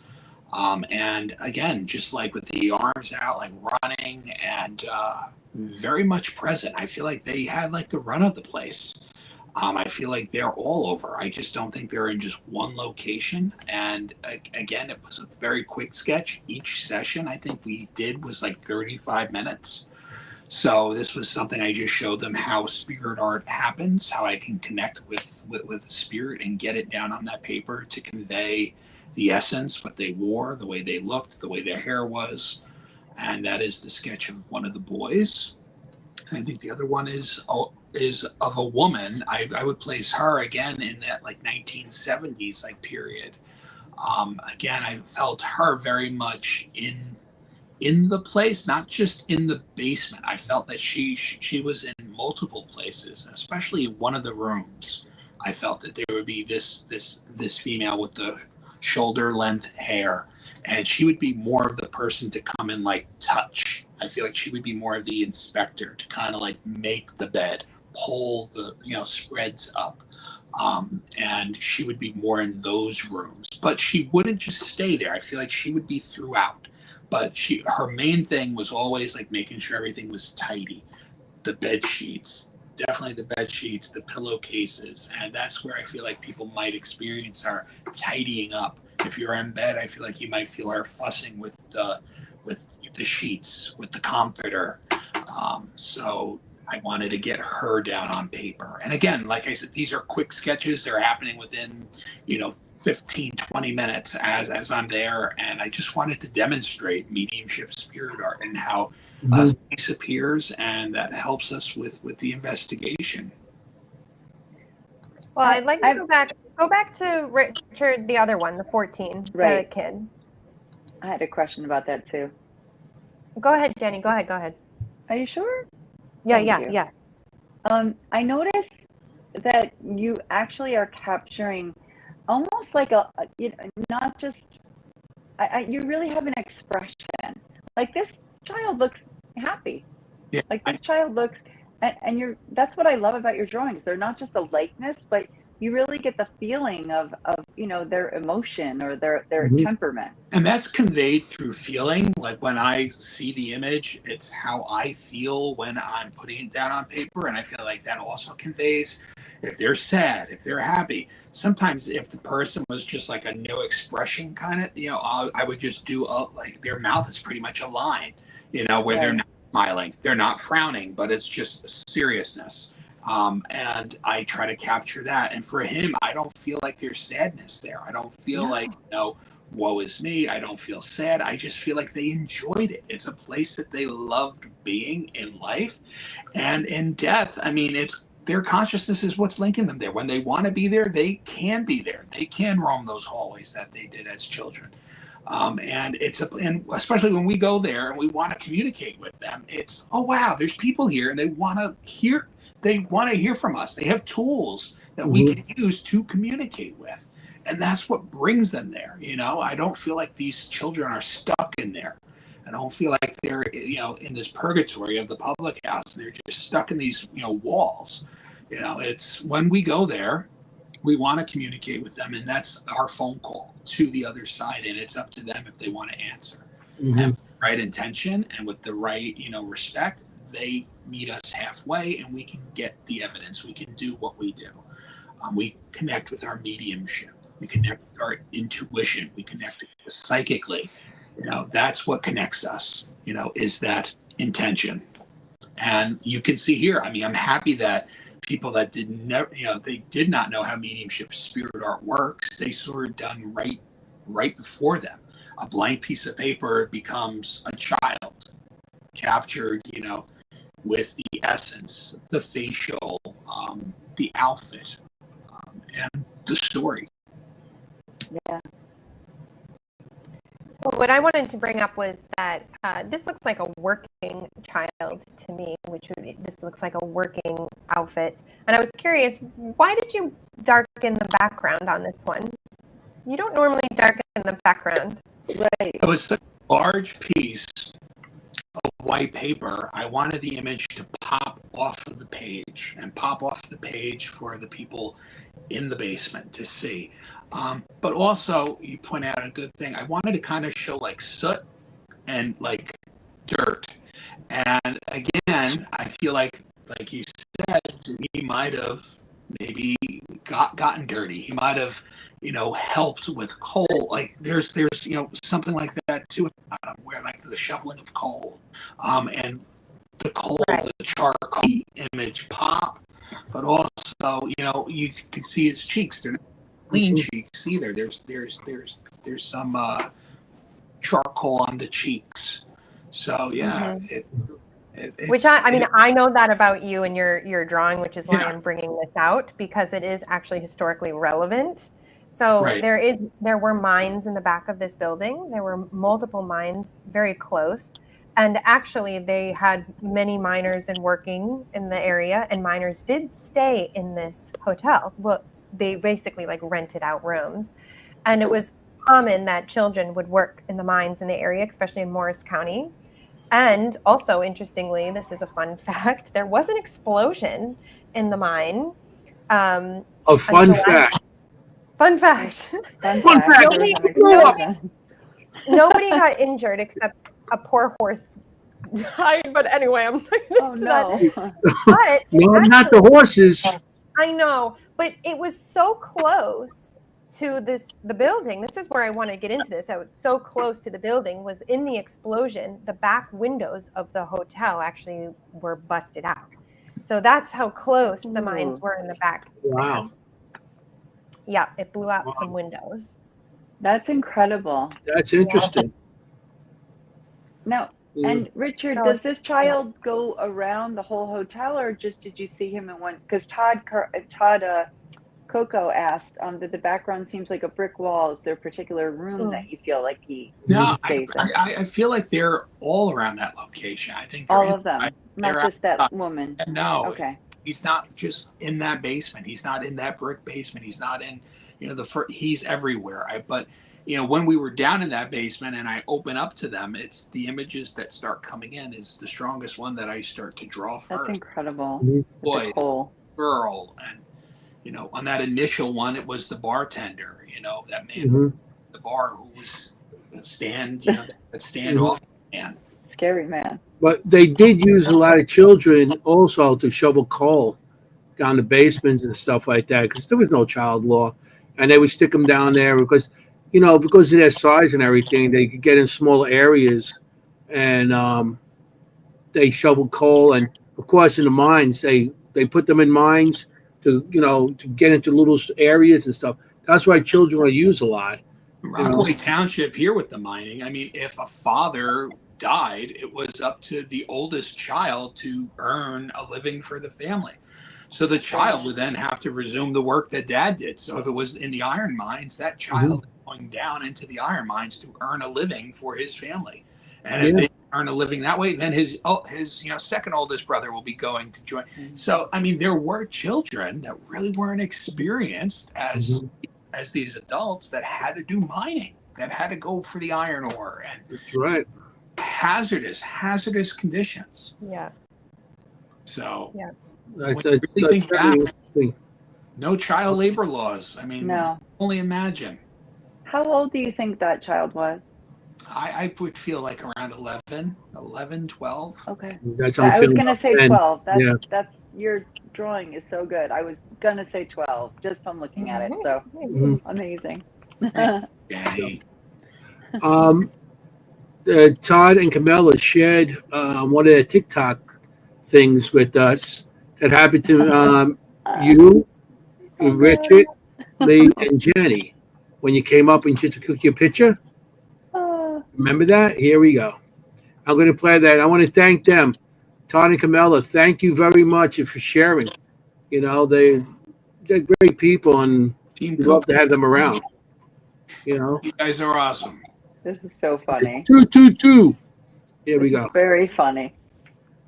And then wait till match end. Want to get a picture with You know I do. With my two peeps. With the I want it to be good looking people. jacket. The brown jacket. But again, I want everybody to make their stuff louder because it's kind of low. StreamYard is not. I have no control over volume. So if you want to listen to this, just up the volume on your speakers, please. Now I'm going to play it again. Here we go. This is before. Want to get a picture with You know I do. With my two peeps. With the I want it to be good looking people. Jacket. The brown jacket for love. Ready? 1, 2. What? 1, 2. What? Look, Did you hear that? you were in front of it. I think that's on. Oh. Is it a live photo? Let's do it again. That is wild. If it is, you need to send it to me because I need evidence. 1, 2, 3. That is wild. Ready? One I more love time. that. Okay, spirits, we're going to do another photo. I'm going to take one with my friends. It would take another one. Ready? I'm going to say, you do it at 3. 1, 2, 3. No? No. It's a delay, but they did it. They did And it. you have to have it on there now. Yeah, I got over here. I'm out of the way. I think Todd put that on. And then wait till match end. Playful. Over and over. And I remember I Playful also took spirit. other pictures. I remember I took other pictures because I'm like, maybe it's me pressing the photo. I'm taking a photo. Maybe that's what's triggering the dead bell. It didn't work like that. They literally 1, 2, 3, bing. It was crazy. I mean, when you said let's try it again, I'm thinking, no way. No way in a million years is that going to happen again. It was just coincidence or something like that, straight EMF. But then, and you're like, no, ding. Intelligence. I mean, that really establishes intelligence. That's awesome, and I'm glad that they left their Camera. I know. I'm glad they left the camera running in there because I had a camera in there. I didn't even turn it on at that time for whatever reason. I know. I screamed. I go, ah! And just FYI, I actually have it on video. I went in there later by myself and tried it again, and nothing. That was a good. No, good piece they of were evidence. having fun. They're very playful up there on the upstairs. They're very playful, very innocent. They love it. That probably made their night, right? Oh my gosh. Oh boy. That was awesome. Yeah, that was cool. Even I was like, whoa, that was cool. That was funny. Thank goodness we had the camera on, and I'm yelling at you to get out of the way. I'm so sorry, but I was so excited. No, I mean, I'm like, I think they. You wanted to see my fat butt in the middle of everything. Are you kidding? It looks like an eclipse going in there. It was a full moon that night, it seemed like. Oh my God. So yeah, that was awesome. You just come in and say, let's take pictures. Hey, let's take pictures. 1, 2, ding. It was like, whoa, that's pretty cool. That bell always gets stuff all the time. And you try to debunk it. I mean, like I said, after that, we took other photos to see if it was just pressing the photo button, if that was triggering the bell. Yeah. It didn't happen. It only happened those 2 times that we have it documented, and it didn't happen again. So I put my phone against it and see if it went off. I tried a bunch of different things. Me too. And it was interesting how it was like on command. Cheeky. Yeah, that was awesome. Very I love it. Mm-hmm. I mean, we have fun. It's okay to have fun. If you're new to this field, it's okay to enjoy yourself in an investigation. I mean, laughter raises the vibration. Exactly. I mean, if you're good. a spirit, do you want to see people coming in all angry and no, of course not. What do we love in life? We love laughter and family and friends, right? That's what would you want to see again? Good night, Adam. Thank you for showing up. Adam, thank you for being here again. Adam's a faithful watcher. Yeah. Thank you, Adam. Have a good night, brother. I think everybody's going to sleep now. Good night, sweetheart. Really?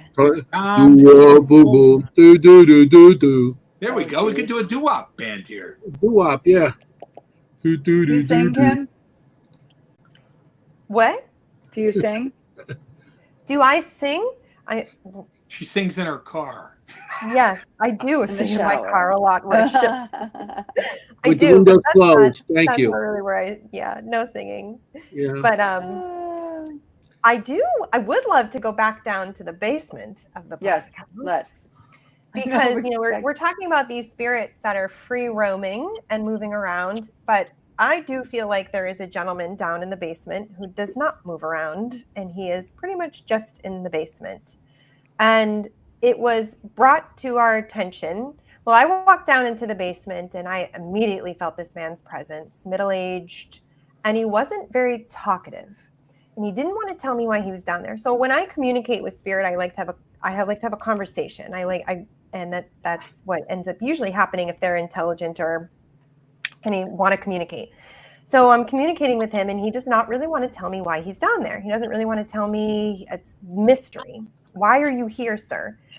And this was actually one of the major reasons why they had us come, because so many people were having experiences in the basement who work there. People were getting pushed down the stairs.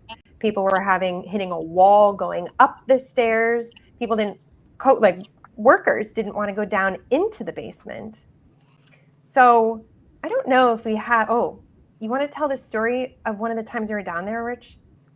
Is this the cell phone one? Yeah. Okay. Oh. So we're down in the basement. It's Kim and I. For the times we do investigate there, most of the time we wind up in the basement. Our station is in the basement. So we got very familiar with public house basement. So we're down there, I would say like 20 people, like really crammed into the basement. And we explain like how our communication works. And one of the gentlemen sitting a few rows towards the back wall of the basement actually has his phone go off. And the phone goes off, and we almost thought it was a ringer or something that he had on, because it sounded like this robotic voice that was like dictating something. It was like, wah, wah, wah, wah, wah. And Kim and I, we look at each other. Everyone there is like jumping because this came out of nowhere. He was ready to take his iPhone and throw it. That's how we knew that it wasn't something that he had on that phone. Oh my God. He was, and he had maybe a few drinks in him too. So he was ready to take that phone and just throw it across. He freaked out. Yeah. He goes, what? And we looked at each other. We're like, that's so cool. Like they used his cell phone to try to voice themselves for everyone down in everyone down in that basement. And it was a moment where everyone just looked at each other. The hair rose up on our arms, and hearing that robotic voice come through the cell phone. They used the cell phone, and that dictation, that robotic wah, wah, wah, wah, that just freaked everyone out. It was bizarre. It's something I'll never forget. Oh, it was wow. That's awesome. Never forget. And we asked him, because a lot of people come to these and they'll have like their phone apps on, and they're the paranormal apps on the phone that'll do like basically what the Ovilus does, but on their phone. And we're like, oh, do you have that on? And he said, no. And I was like, is your phone on speaker? Like, were you talking to somebody? You know, some people have their, headphones in and they're on like FaceTime or whatever. And he said, no, he wasn't on anything. And I'm going to tell you, it was loud. The phone lit up. It was loud and unexplainable. I've never heard a phone do that. I have never heard a phone do that since. If somebody would let me know if their phone has ever done that before, I would love to know. But it was really, it was bizarre. It was absolutely bizarre. That's really cool. Yeah, that's intense. That's great. It takes a lot of energy to do that. This is why we're going to convince you both to start wearing body cameras. Yeah, body cams. We gotta You're get you not guys wrong. body We cams. should. You don't have to wear it front and back like Anthony, but you can just wear it. Well, I'm telling you, that body camera saved me. He does. You're right. You're right. He does. Because everything like that happens will always be captured. Anything you turn and see will be seen. Like it's the greatest thing ever. Yeah. And then if you don't want to carry it here, you always could take it. Like I do. I take it off sometimes, and I just pan the room. You just pan the room back and forth, and you can pick up stuff also. Right. So if you don't want to always carry it here, you can use it as actually, stuff, and it's small enough that you can put it in your pocket. It's like smaller than cell phones half the time. So it's so true, because like I don't want to do anything when I'm at an investigation, because I'm really tuned in. Like I'm pretty darn focused on what I'm experiencing and what I can share and help with. Yeah. And I don't want to stop that and start taking pictures of things. So you're right. Having a camera actually would be really good for me to. Yeah, I just pin it on my jacket and there you go. Yeah. You're good to go. Right. See, cell phones too. I had a couple of incidents in the past. I was doing an investigation with Ron and Lourdes at an Elks Club down in Jersey, and the woman that we were doing it with, Sandy Farley, she owns Haunts Fashion Magazine, and she's across us. I have a psychic next to us, and we're doing a little session. All of a sudden, her phone starts ringing. Like, my hands are here. I'm talking. You know me. I talk with my hands. If you're tying my hands, I can't talk. So I'm talking with my hands. Her phone rings. She goes, Anthony, you're calling me. I said, well, how am I calling you? Here's my phone. My phone's back here. And you didn't call her, like you didn't butt dial her? No, because I had the phone locked. It wasn't like one of those old phones where you could butt dial, Right, it wasn't a butt dial, nothing. And then on her phone, on my phone, it shows that I did call her, but her phone's like, because her husband's name's Anthony also, so she thought it was her husband. But it goes, my name, Anthony Spinelli, was like, how'd you do that? was like, I didn't. My hands are here. Amazing. Plus, I couldn't put that on it Magic. because I used to carry it in a case on the side of me. So it wasn't a case. It wasn't even like in my pocket or anything, you know? Wow. So it was interesting how that, and then I got other things in the past. So, iPhones, I always seem to get stuff on. I had one that I think it was haunted. And I've been. I'll play that for you guys. Here we go. The haunted iPhone. Yeah, and I said it's going to be a new podcast, a new. Watch out, show, Hollywood. It's going to be a movie. haunted iPhone. You mentioned it. I 20th have had Century my Fox iPhone presents turned the on and haunted off, iPhone. turn on and off Yeah, twice. that's the new iPhone, the haunted iPhone. No, I Haunted mean, iPhone like, 15. in an investigation. But then when it gets old, it does the same thing. But in an investigation, I've had it turn on and turn off and had like batteries drained. So Yeah. we Yeah. So have. that was pretty crazy. But Sorry so about my ghost cat. It's a ghost cat. Aw, yeah. But so one thing about who we believe is down there, who we believe is down in the basement, and why this was really incredible and helped validate so many people who worked there and our experiences down there is, Anthony, if you want to pull up, it says Fleming. I think it says Fleming. Fleming. Maybe it says Fleming. Man, I have a woman here. Man basement, something basement.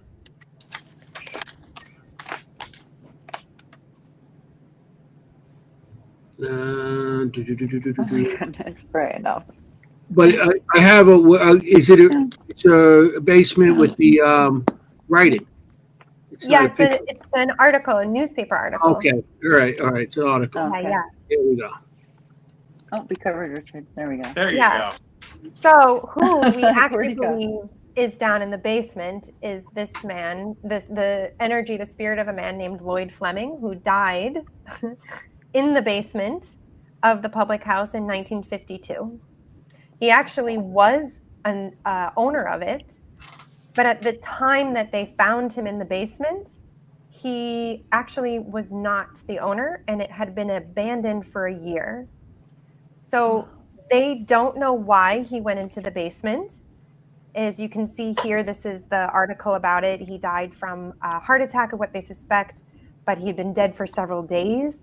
And the state troopers could not figure out, this is down at the bottom, could not figure out how he had gained entrance or why he went back into the old hotel or why he went into the basement. So the plot thickens a little bit. So a family member of Mr. Fleming, of this man, actually recently dined at the PH Steakhouse and was talked to the owners or the manager at the time right now. And they were communicating that this was her, I think it was her great grandfather, and they were sharing stories. And she even asked the family member why this man went into the basement, and the family never knew. They never found out why he would have gone back down into the basement. So it is quite a mystery. But what's so amazing about this is that this can help explain why people are having these experiences down there. It's not yet, it doesn't necessarily have to be, but it can help explain why they're having these experiences. How did he die? On Heart autopsy, attack. it was a heart attack. And at the bottom of the stairs, right? I don't know where exactly, but it was in the basement. Okay, I don't know why I thought that. Okay, so I know you said people get pushed down the stairs. Maybe that's why I was thinking that. Yeah. So we have Mary Beth said maybe something was buried there. Maybe he had left something there, buried something there, or It's possible. Very possible. It does feel very unfinished to me with this gentleman. When I communicate with him and when I experience him, I do feel like there's something that's very not right, unfinished. I don't know if he went to get either money that was buried or alcohol or something like that. He definitely doesn't want to share. But we love going back down there because we keep asking, like, Mr. Fleming, why are you here? And sometimes we get responses, but sometimes we don't get them from him. Yeah. So the DR60 would be fun down there in the basement. I'd be interested Right. what comes through with like that device. I mean, we've used Phasmabox, we've used our digital recorders, but I think it would be interesting to, if we're ever back down there again, to do a DR60 session. We did do a DR60 session down there with Did you? Tim yeah, Dalton. we did. What? With Tim Dalton, correct? Yes. Yeah, we Yeah. did go back down there as part of the VIP part of that night. We did go back down there and do some DR60 sessions. I can't recall what came up, so it would be really great to do it again. Yeah. Yeah. I remember that. I got maybe another we get piece of to be in the evidence. basement. We're starting to running out a little bit of time here. It's almost 1:45. So there's one piece that one of our close friends sent us, or is letting us use. We got Staticom session, and the name William comes through. So thank you to Ron and Lourdes for letting us use this. And here we go. I'm just going to play it.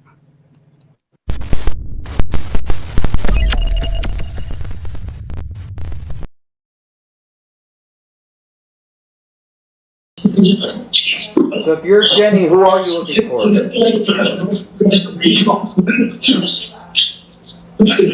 It hurts, Lourdes. Yeah, so do I. It hurts, Lourdes, which is my name. It hurts, Who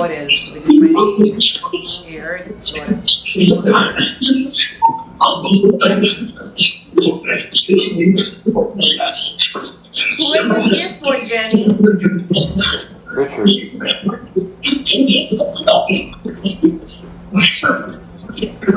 Richard, my son. Wow,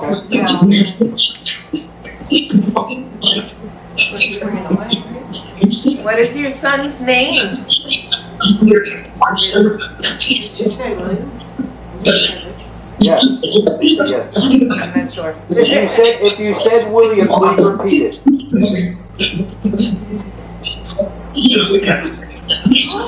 That was clear. Oh, that was clear. Is that his name?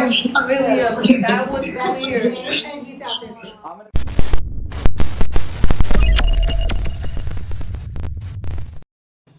Incredible. Isn't it? I never get tired I listening to remember that. That's just Well, I haven't seen that piece of evidence before, but if we want some history relevance to that.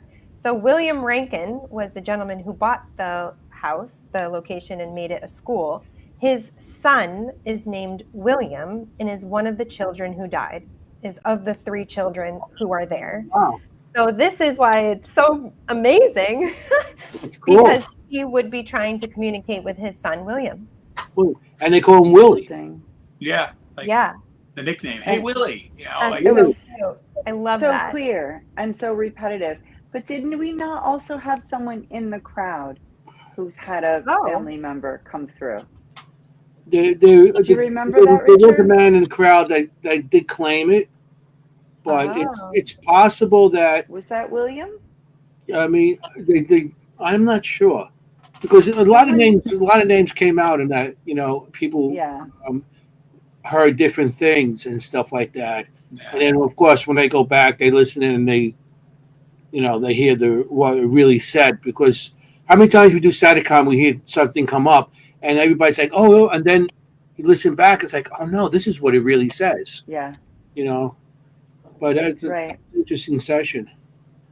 I'm so happy that Ron and Lourdes let us use that. They heard Richard come in the show, they'll give anything, anything for Richard. So true. it's just amazing of how clear Staticom is and how it's different than a sweep box. I mean, it's a conversation that's happening, and you can hear that. It's spirit coming through and having a conversation. They corrected themselves, William. I mean, it's just amazing.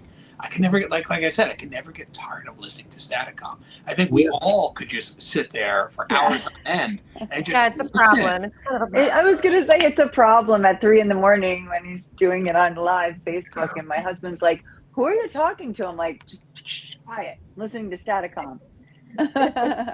listen. I gotta focus. So okay, I'm not crazy. there was a guest in attendance named William. I really think that was his mother. Oh. Yeah, I do. I think that was one of the times where it was, the guest said, you know what? Like, they don't always like to come forward. It's like, that was my mom. Yeah. Which goes to show you what Richard said is true with the consciousness, right? Like if you have a guest there. Yeah, and that was also a time where I drew a number on Yes. the notepad, held it up, and through Staticom, we get the number that I'm holding. Number 8, I think it was, and then you heard 8 come through Staticom. Yeah, that was interesting. Yeah, I remember reading Now, that. which is intelligence. I'm holding up a number. Someone from Staticom repeats what I'm holding up. Where's that coming from? So Every coming time. from awareness. Mind-blowing. Yeah. Consciousnness. It's problem. something. So, Richard, we're coming. We got A little time. I don't want to go. I just want to show some of the stuff that Richard's going to be doing. I Okay. even almost wore my brown jacket for you guys. Brown jacket. The brown jacket. I'm a little sad. The brown jacket. Yeah, you definitely got to get that brown jacket. I got to get one of those brown jacket clones. Well, I feel like Christmas in is my coming. You've got like they get a a brown closet jacket. full of brown jackets. I can see Richard going into the closet with like 7 brown jackets perfectly lined up. Jacket. He's like, which brown jacket tonight? We make fun because Richard always looks very sharp. We've got our sweatshirts on and hoodies and stuff, and he always looks so sharp in his jacket. Yeah. So, Richard, I'm going to show some of this stuff if you want to talk about it. You got a thing with Lily. Lisa Morrison. Yeah, we're going to be doing Soul University. We're very excited about this. This is going to be an online and also in-person class that we're going to be teaching on all aspects of metaphysics, mediumship, psychic, your intuitiveness. And I'm excited to partner with Lisa because we do these mediumship events. We do them in the Hudson Valley in Lisa's area. And it's just great to have the attendees come up and they want to learn. They want to learn about mediumship. They want to learn about having the ability to do it. And we're on the same page. We both feel that an ability and anybody can do it. So we're looking forward to this, to be able to, teach, be able to share the experiences that we have had, the teachers that we learned from, and to have a class, whether it's in person or online, where I can teach spirit art, symbolism, how to embrace your intuitive side, how to, just embrace mediumship and learn how to use it and be competent at it. So I'm very excited to partner with Lisa and present this. And then we also are working on a podcast, but a podcast that would just feature the metaphysics and really like past lives, psychics, mediums, healers, and really delve into that aspect of things. And, people that I've worked with on book projects and bring them on to talk about how they approach, the world of the paranormal and mediumship. And, it's just great. And having that ability to work with somebody that you're on the same page with, like how we all are on the same page, a lot of our beliefs, the perspectives that we share. So through the podcast, through our, classes that we're going to be teaching is just telling everybody like we all have the ability to do this. We all have the ability to trust our intuition. I always say, we all say we had a gut feeling about something. Well, get gut out of the way. What did you have? You had intuitive knowing that something was good for you or something was wrong for you, or you should have went home a different way and you chose another way and, you avoided an accident or something very bad. We all have that. And if we start leaning into it and we trust it more, we embrace that intuitive side of us that we all have, and once we tell people that you're able to do this, a shift happens, a total shift happens, because then you start realizing that the world is more magical than you think. Symbolism, our loved ones are around us. Death doesn't separate us. We're always in communion with those on the other side. It's just different. We lose the physical, right? But the spiritual, that soul consciousness can still be communicated with. And you saw that through these clips here tonight, through Staticom, through these responses, through these stories. Like when we talk about them, they have the will to communicate with us and show us that there is that continuity. So through all of my endeavors, whether I'm doing paranormal evenings or whether I'm doing my mediumship or I'm channeling, that's something I started this year because of Kim. She gave me, like I always say, she gives me a kick in the pants, and she's like, "Hey, listen, like you." I'm good for that. I'm good for the kick in the pants. She is. Everyone. She is. And and that's again, people come into your life for certain reasons, and it just it just unfolds. Our journey keeps continuing, and I keep learning, I keep growing. I will be the first one to say I don't know everything, but if you want to sit down and talk to expand your knowledge, I would love to do that. I would love to tell you everything that I know, because maybe it helps you on your journey. Maybe you don't have to read the 550 books that I'm circled with that I'm encircled with right now, and it might help like you on your path. And if I could tell you things that I've learned, I mean, that's great, just to depart that wisdom, and that knowledge. And that's why I think we're all in this, for that true power unit. We are contributing to that collective from the beginning of when we were talking, that paranormal collective. How do we push it forward instead of dragging it backwards, with negativity and, ego, and just how do we positively contribute to that? And I think it's by teaching, it's by sharing lessons, it's by working together. It's by sharing these perspectives. You might not agree with everything that I agree with, but it's fine, and we need to embrace our differences. And truly, with working with one another is how we expand this and how we positively let it grow. So I love the opportunity to work with new people. I love the opportunity to listen to other people's ideas. To sit there and listen to Ron and Lourdes talk about how Staticom works and the philosophy behind it. It's not just about the voices; it's about the philosophy. Like how is this happening? How are they communicating with us? How does consciousness work? How do they communicate on the other side of the veil with us? How does symbolism work? How does the other side communicate if they don't have a voice? So it's learning this language, it's learning these new tools, these tactics, learning these different devices, and continuing to grow and learn and share. And that's I think at the top of it, we need to share with one another instead of just saying this is mine. I think the sharing is very important too. So I just want to show, because we're running out of time here, so I want to show you a couple of things. You have a book coming out. Yes. I want to show that. Christmas. Spirits of the Yuletide by Beyond. It's coming out early. It's coming out this Thursday. I'm so excited. So it'll be available on Audible, Kindle, and you can get the physical copy on Thursday. It's awesome. And you can pre-order it now. Yeah. Yeah. Pre-order it. Because I have. Yes. Somebody in your family wants a book that's great to read. Richard he's a very great writer, so I would recommend this very much. I'll get it on Audible, but we'll get it.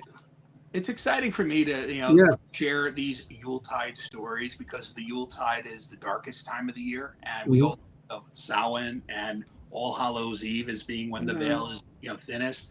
Well, the pagans, I mean, right from the beginning, believe that the spirits of our ancestors are around us through the Yuletide, and the promise of bringing the evergreen trees in, and the promise of looking at green, right? That spring will come again. There will be a renewal, and all these things that we started doing as kids. It has such more deeper meaning, and it goes far back beyond Christianity into pagan beliefs. And you start seeing like how they believe that our ancestors are there, and we do certain things to embrace that and carry that tradition with us.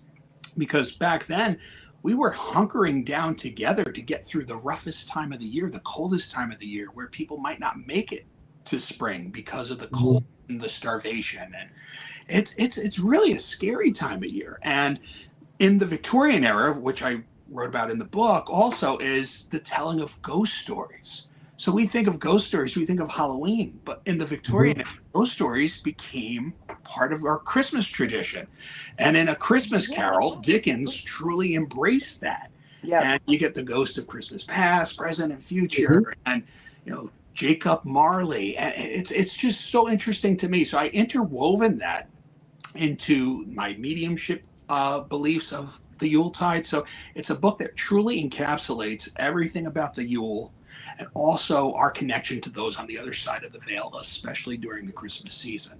And I also included some personal Christmas stories of my own in that book from my family, of my loved ones that aren't with us physically. And in the book, for a special bonus, are some cherished family recipes from our past Christmases. Good. Yeah. Awesome. That sounds really good. Thank you. This is you're already starting your next book. I'm going to show that too. Yes. Okay, because we got about 5 minutes left. I just want to make sure Paranormal everything's shown. Dharma. This is funny. Book number this is like 10. Number 10. This will be the 10th book, and I'm about 90% done with it. Paranormal Dharma. And I kind of laugh with this one because it's almost like my self-help book for the paranormal, if that makes sense. And I was more than honored to have Jennie Colucci write the foreword of Paranormal Yay. Dharma. Someone I really respect, somebody I love to work with, and I figured this was a perfect book for her to contribute a forward to. This is a book that goes into letting go of ego, working together as a team, my personal philosophies of how do we communicate with spirit, why do we show intention, why do we show respect, and it covers all aspects of that. And also some interviews from people that are in the field on how they want to convey their advice for future generations of people that want to be paranormal investigators, to investigate the paranormal and the right mindset. So this book comes right out of the heart, because I said this is what I need to say, especially for 2024, of everyone I worked with, lessons that I learned, and what I'm continuing to learn. And I'm just blessed because I get to work with amazing people like you three and everybody in this chat, pretty much. Todd, Carmela, Raul. I mean, it's just, I get to work with amazing people, and I hope at some, level we leave an impact through our investigations, through our, through the books I write, through the lectures that I give. So I'm just hoping that, maybe we change somebody's idea of death, and we show that there is a continuity to life, and that the light that their loved one has is still there. So, I mean, we got like about 2.5 minutes left. So I just want to thank you, Richard, for coming on. Thank you. I mean, we're going to see each other. We're going to be together on Saturday anyway. We're going to do an investigation on Saturday, which is awesome. That we'll get to see each other again. I mean, in between, everything. So we get to see each other. So. Well, I can even make a major announcement here. We just got signed for the Morris County Park Commission 2025 season. So I got the list on my phone of all our upcoming 25 dates. So if you're in New Jersey, the Morris County Park Commission will be having more paranormal evenings all throughout 2025. So that's right. And you get to see all of us. Hey, come see us in person. I can't wait. That's going to be awesome. They'll be in the basement. I want to thank everybody that showed up tonight in the audience. Thank you, everyone. We got a bunch of people that keep on coming back. Yes, thank you. I mean, thank you for everything.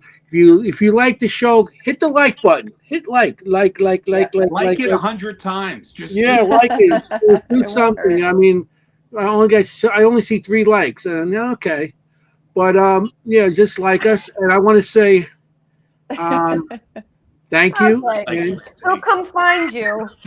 Yeah, hey, You Yeah, like let's it go. or else? You don't like Or it. Well, But thank you, Richard. Thank you so much Yes, for thank coming. Thank you for having and me. It's sharing been a all pleasure. of your wisdom. And thank you all for joining us tonight again. It was great. Loved it. Thank you. I just want to leave you. Got to be safe out there. You want to look for ghosts. You don't want to be a ghost. And make sure you make all these old places, if they got tours, ghost tours, whatever, just contribute some funds, or if you want to just be one of the, just to go there, and whatever money they make, they put towards their location to rebuild it. I just want to say thank you, everybody, and we got 1, 2, 3. I'm Good gonna night. hit this here. Hey, good night. Wait, we're gonna hit. Good night. I'm gonna.